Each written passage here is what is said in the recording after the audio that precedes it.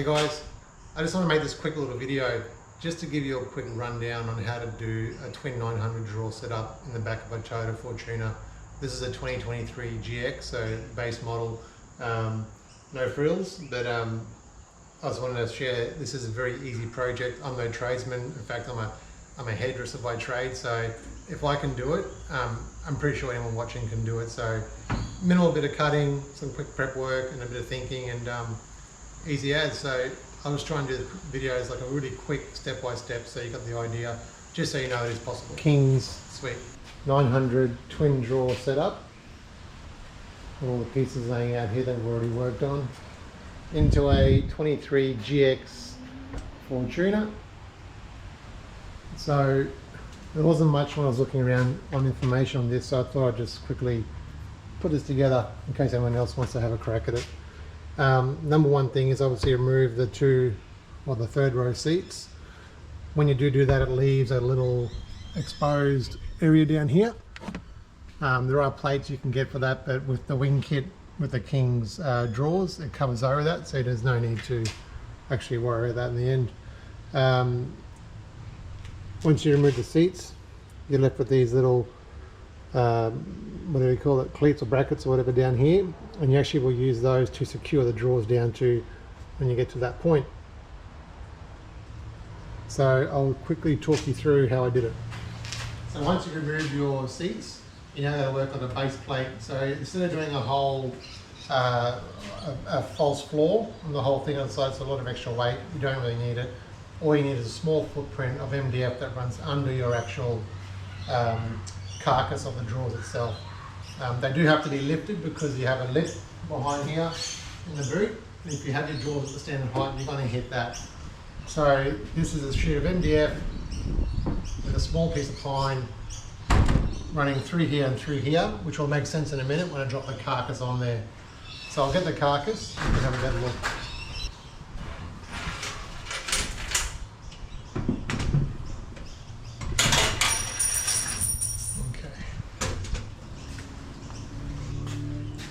This leaves about a 100 mil, 150 mil gap between your floor and the edge of the drawers, so you don't see any MDF hanging out from the front or the back.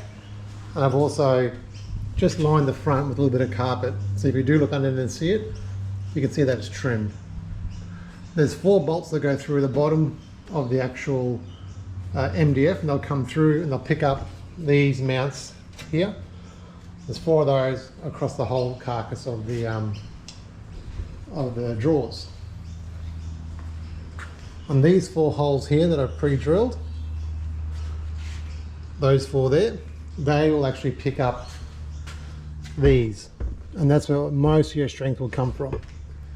Aside from that, there'll be a little bit of extra support by the way of these turnbuckles, which will also pull down and add extra strength.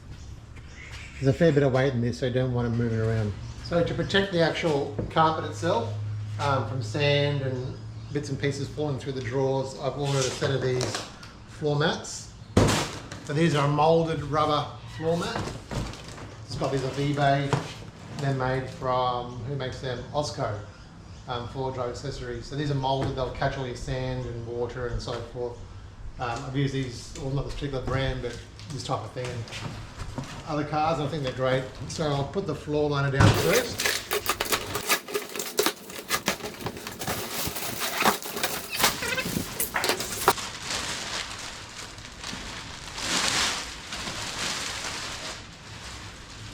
There's our boot liner.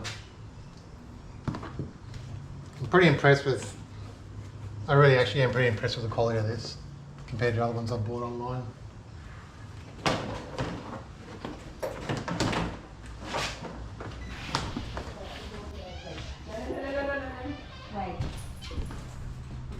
What I really like about this also is see how well this is molded. All this back area. That's actually, I'm genuinely impressed by that. Okay, so now we're left with a nice boot liner and a little exposed area there, which we're going to use to attach our base floor down to. So these you get at Bunnings, they They're a kitchen hardware thing. They use them under benches. The brackets turn the other way and they pull bench tops together. So I'm using this as an anchor. So down here, they're going to hook like this. They're going to go through the board and there'll be a nut on top, and that's going to actually bolt the floor down hard up against this base here. So I'll show you how I do that.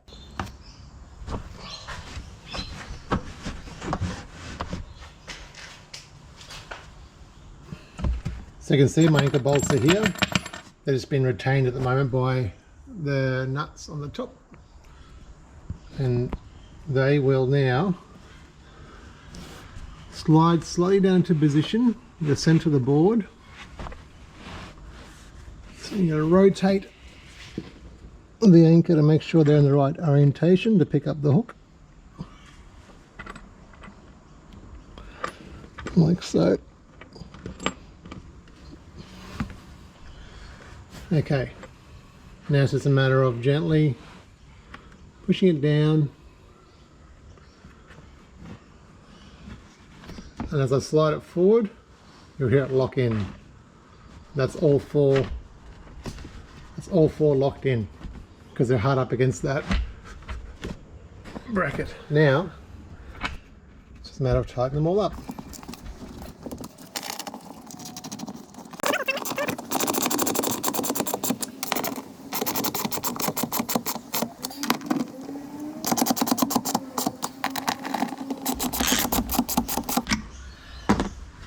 And that is so locked in position, I can't budge that at all. And don't forget there'll be 2 extra anchors on the side. Next stage is bringing the carcass of the drawers. So our base piece now securely bolted in. I did actually, just off camera, add some big washers to that. I forgot to add washers, so I'll get the carcass now, bring it in.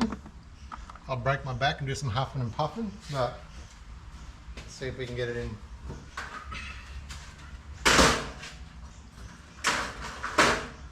Got to remember one of those is a slider.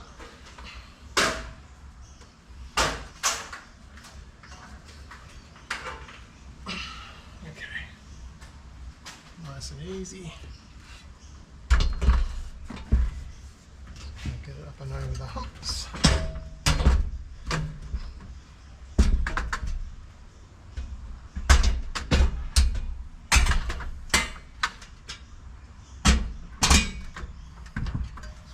Okay, there we have it. So now our drawer carcass is in, and we have our bolts coming through the floor. Then drop washers on all of those.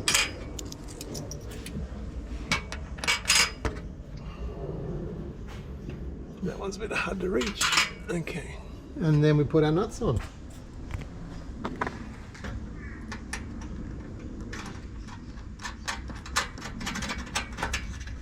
I'll just go around and tighten those up and we'll start the next step. So the next thing you want to install is your wing kit brackets.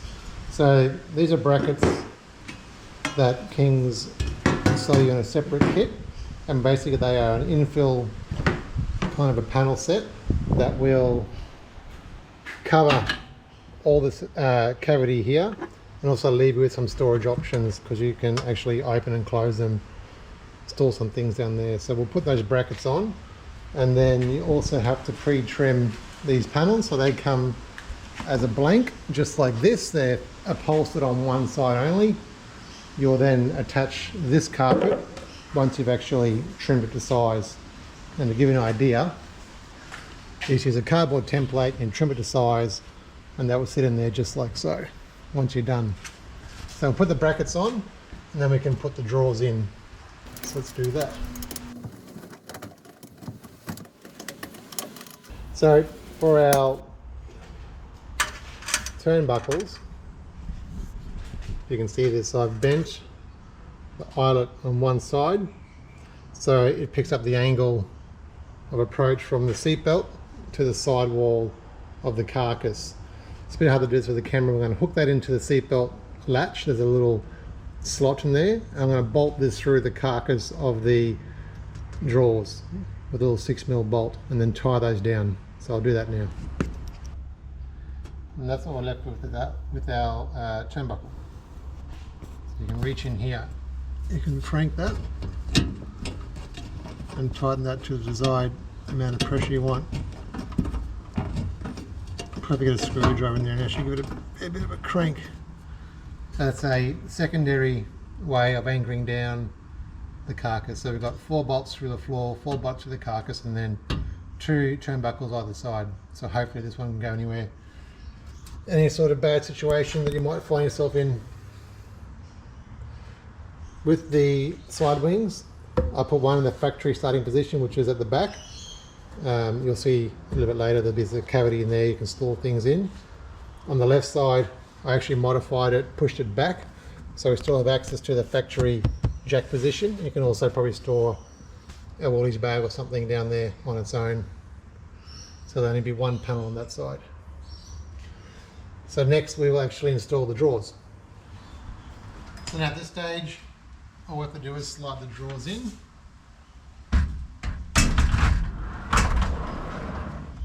And add their rubber stoppers, which I'm going to have to work out how to do. Then there might be some swearing involved. The instructions say open 2/3 of the way and access through the top. So I'll give that a go.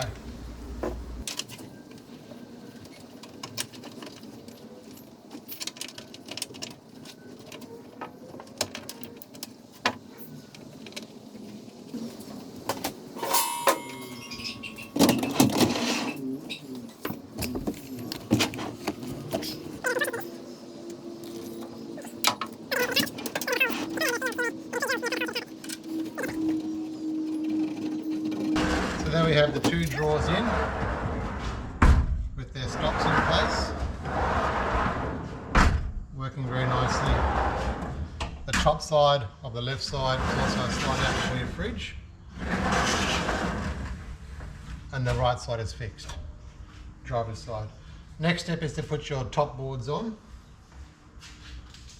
So you have one that's trimmed on 3 sides and one that's trimmed on 4 sides. The 4 sides with the aluminium trim is your fridge slide top. So we'll push that over there. And in my mock-ups, when I test fitted all this, I added some extra tie down points here because I want to move my fridge a bit more forward so I can house a battery right there. So the next step is to screw these down. You've got little screws that go all the way around, and your actual tie down points that screw into it as well.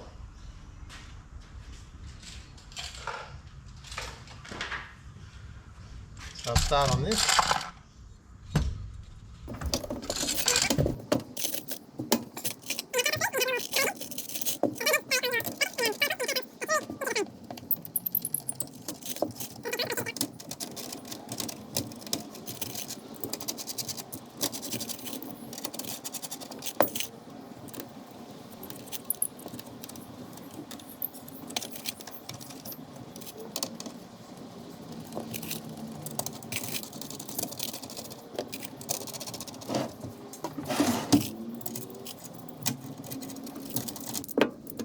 Now that we're on to the last section, which is just basically fitting in the side wing panels which you would have trimmed earlier to size. One little tip, I did stuff up.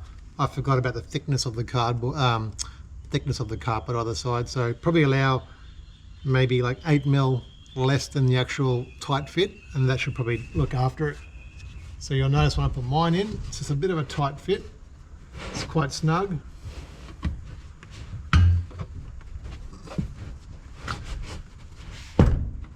Okay.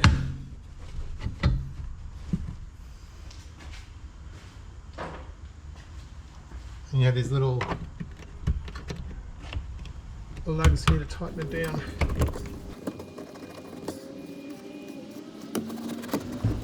So the last thing you can do is install your fridge. So in this case, I've got a 30 litre King's SV style fridge, which will be mounted approximately in this position using these tie downs and clamps. That gives you full opening and full height there to get your drinks out. The other thing is, whilst driving, Obviously the car will power the fridge, and then when you're on the beach for a couple of days and you don't want to use your car, we've got a 60 amp hour lithium battery which will do this fridge for a couple of days. And that will be mounted just behind there, out of sight. The other thing I like about these is you can get this little extra add-on that generally lives inside the drawer, so you don't really see it and it doesn't take up any space. Is your stainless steel bench extension, which I think is a fantastic idea. Making sandwiches, if you want to get keen, you could fill it a fish. But I really like that. I think that's neat. And we're all done. That's a King's 900 twin drawer in a Toyota Fortuner. Very easy, quick installation. That probably took me one day to do a mock fitting, and then just this afternoon to actually just put the final fit out in. I'm really happy with that. So if you're keen to do it, it's quite easy.